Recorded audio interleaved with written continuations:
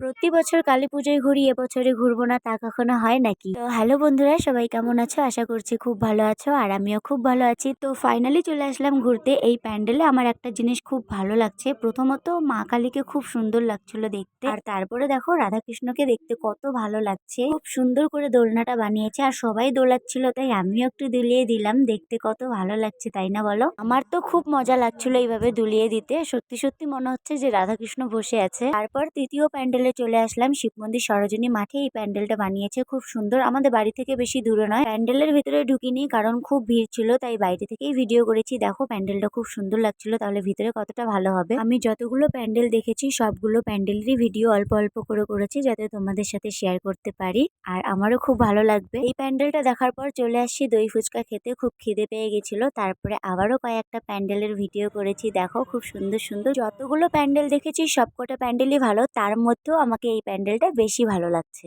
সব ফুলের টব বলো, গাছের পাতা বলো, দেখো খুব ভালো লাগছে। আর সবার লাস্টে এই প্যান্ডেলটা দেখে